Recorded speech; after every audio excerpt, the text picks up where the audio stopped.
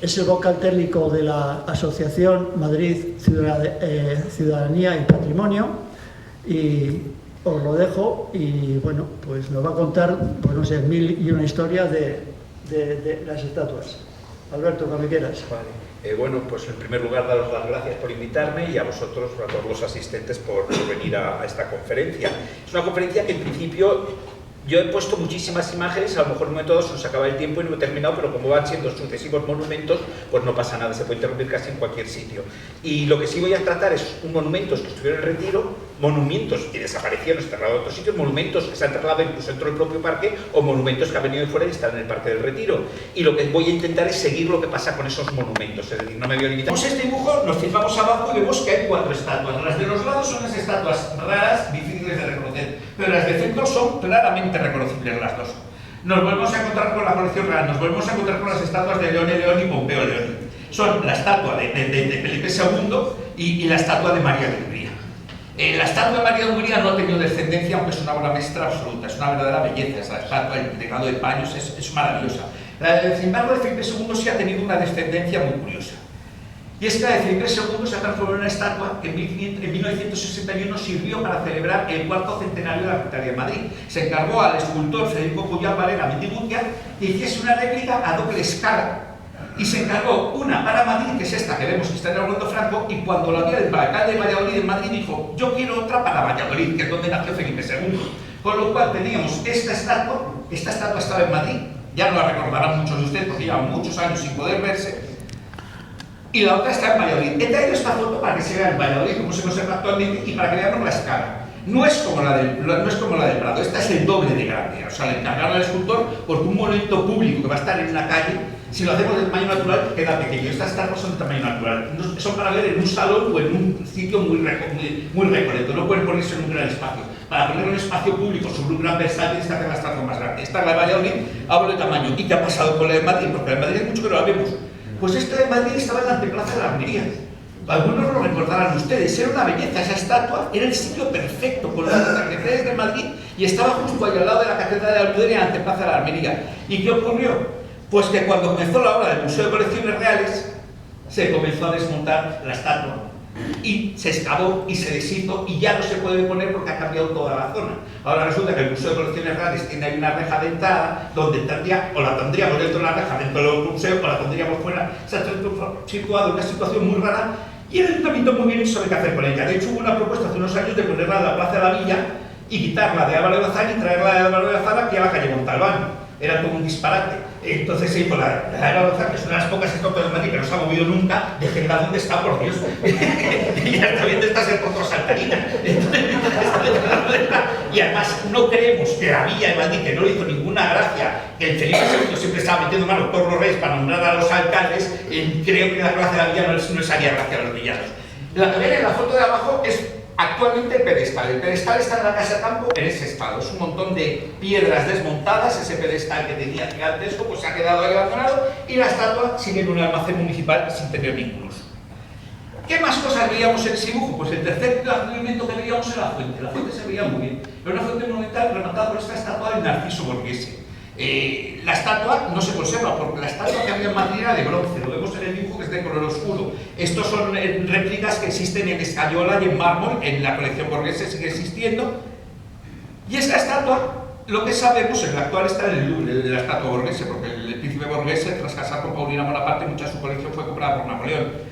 Allí las compraba, en Madrid las robaba. Aquí vemos que esa fuente de Narciso de Madrid era una réplica, en realidad una réplica de la fuente de Narciso en el Palacio Borghese que estaba coronada por una estatua. Digamos que no es un traslado, es un traslado intelectual en este caso. Se ha copiado una fuente extranjera y se ha construido en el Retiro. Nada sabemos de esa fuente, ni de su pilón, ni de su estatua de remate. Otros elementos que sabemos que estuvieron expuestos, pero no estamos muy bien seguros de dónde, eran dos bajorrelieves de bronce, que son estos mismos que acordamos el Prado, pero los de Prado son los de mármol, los de bronce se han perdido. Son elementos que no sabemos, que están en las descripciones o los inventarios, pero no sabemos exactamente dónde podían estar en la ermita de San Pablo, pero eran los elementos decorativos que había entonces. ¿Y qué más elementos escultóricos tenemos en este primer momento? Pues hay uno muy espectacular. La estatua de Felipe IV. La estatua de Felipe IV se encarga para instalarla en el Retiro. Es un encargo muy gracioso. Es el conde duque de Valles escribe hablando de Toscana y dice: quiero que nos regaléis una estatua. O sea, el caso es que lo tiene que regalar el duque de Toscana. Está haciendo lo mismo que hizo el duque de Lerma con la estatua de Felipe III, que volvió a llamar al gran duque de Toscana y dijo: quiero una estatua ecuestre de Felipe III. El gran duque de Toscana, que estaba siempre intentando obtener el favor de los reyes porque dependía de su poder, pues corriendo enviaba las estatuas que le pedían. Entonces, aquella es de Gian Bologna, este ya es Gian Bologna muerto y que intenta dársela a Pietro Tacca. Pero Felipe IV quiere superar al duque de Lerma, porque él es el siguiente válido, y dice: y lo que la quiero es que esté en corbeta. Y le envía este cuadro. Le envía el cuadro que tenemos aquí a la izquierda, una réplica de la pintura de Rubens perdida, pero que esta se conserva, precisamente gracias a enviar esa réplica, se conserva hasta en la galería del Uffizi en Florencia. Quiero que el caballo esté sobre las dos patas, algo que no se había hecho nunca en la escultura. El escultor intenta escaquearse y manda un pecetito con el caballito a cuatro patas. El conde duque dice: ni de coña, a dos patas. Tiene que estar en corbeta. Y entonces tiene una suerte. Florencia es un centro de cultura y llaman a Galileo, nada menos. Y Galileo Galilei es el que calcula cómo se puede hacer la estatua para que pueda mantenerse sobre las dos patas. El truco consiste en que los cuartos traseros van a estar hechos macizos y la cola va a ser también maciza, mientras que la parte delante se hueca, de modo que compensa los pesos. Él calcula dónde va a quedar el peso y va a quedar sobre las patas, por lo tanto la estatua se va a sostener sobre las dos patas.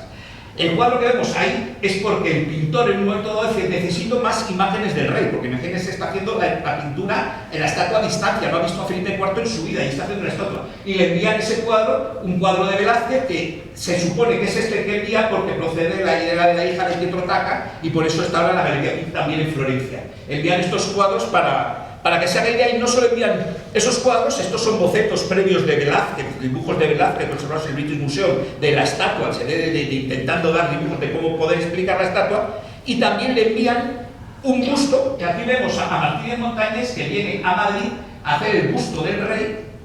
Viene desde Sevilla a hacer el busto del rey. Este es el retrato que hace Velázquez, que no se está haciendo el busto del rey, para enviar también un busto para que Felipe IV lo pueda reproducir con fidelidad en Florencia. Lo deben reproducir con fidelidad, pero en todo esto pasan 8 años. Cuando llega, el rey ya no se parece al busto.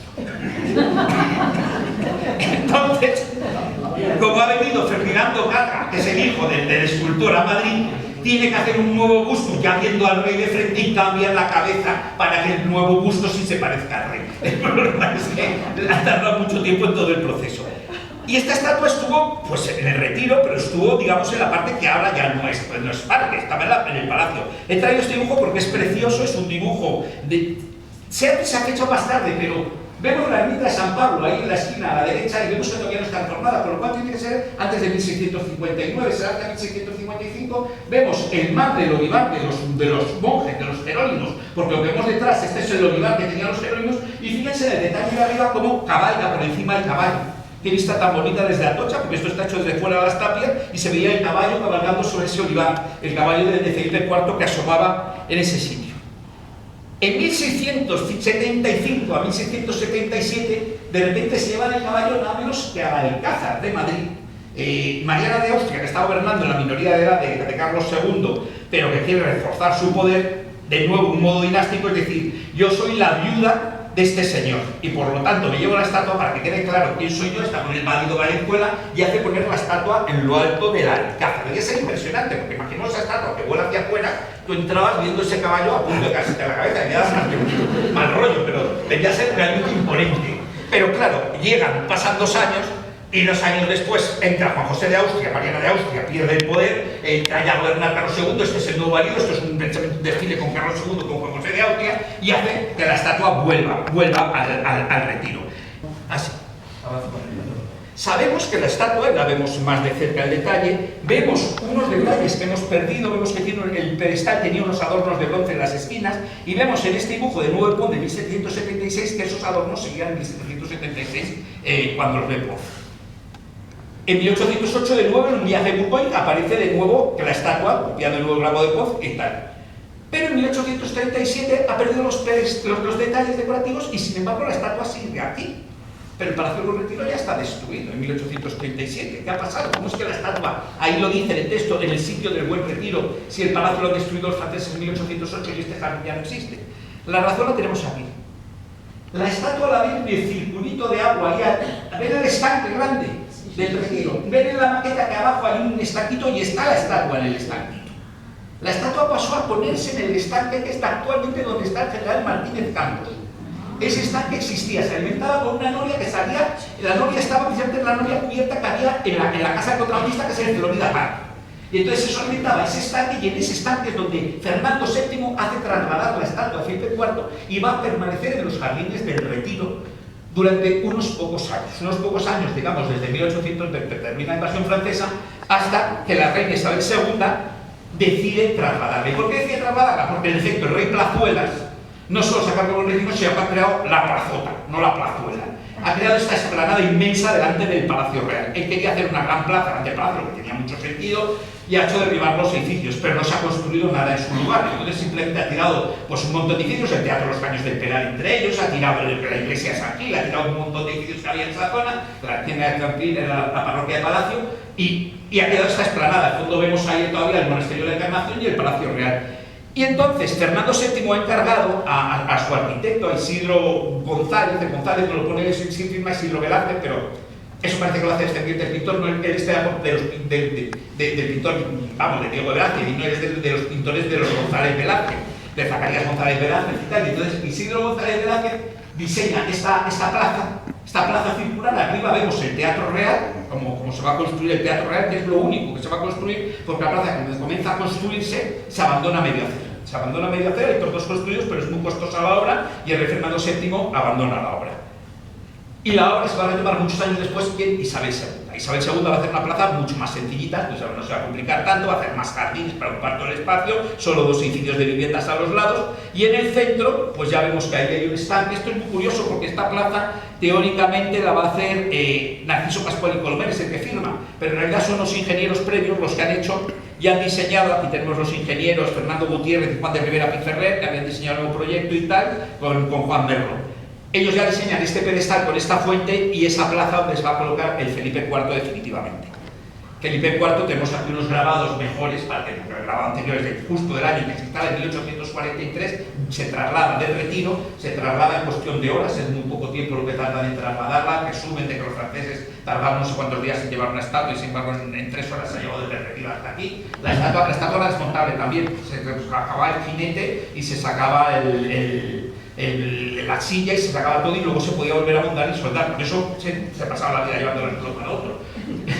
Y entonces se instala aquí, que la vemos, que es el sitio en el que está, y vemos también, esta foto la he traído porque vemos que también es Isabel II, ya ha comenzado Isidro Velázquez en la Glorieta de los Pirámides a utilizar las estatuas que no estuvieron en tiempos en lo alto del Palacio Real, pero se habían bajado en el reinado de Carlos III, las comienza a colocar en las Glorieta de las Pirámides y ella ya comienza también a utilizarlas.